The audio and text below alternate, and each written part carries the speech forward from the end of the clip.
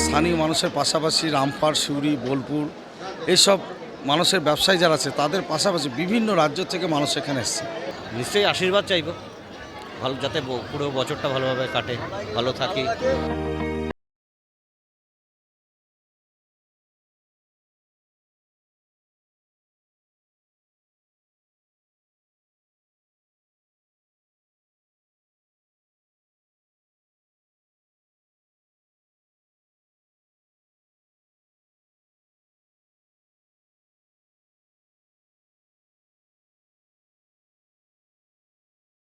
ঐতিহ্যবাহী যমুনা বাঁধের জলে ১৪৩০টি ডুব দিয়ে নতুন বছরকে বরণ করলেন বিষ্ণুপুরের এক যুবক।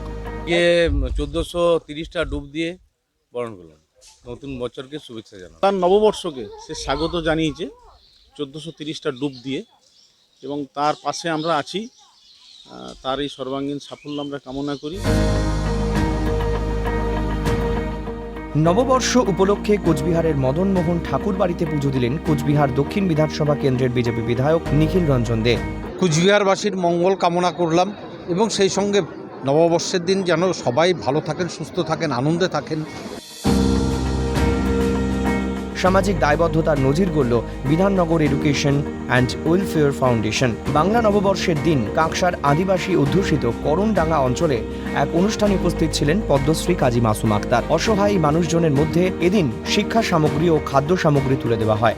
আমার অত্যন্ত ভালো লাগলো, আমাদের যারা অন্তজ প্রান্তজ মানুষ, যে আদিবাসীদের কথা আমরা বারে বারে বলি, তাদের পাশে আসতে পেরে। নতুন বছরে মহিষাদল রাজবাড়িতে পয়লা বৈশাখে হালখাতা সকাল থেকেই উপচে পড়া ভিড় ভক্তদের।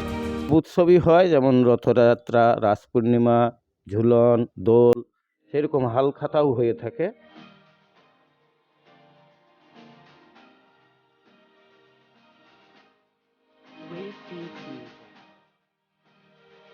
আজকে বছরের প্রথম দিন, এই গ্রীষ্মের প্রবল দাবদাহেও দেখতে পাচ্ছেন প্রচুর ভক্ত সমাগম হয়েছে মন্দিরে। সবাই চায় এই বছরের প্রথম দিনটা মায়ের আশীর্বাদ নিয়ে, মাকে পুজো দিয়ে নতুন বছর আবার সুন্দরভাবে যাতে তাদের কাটে।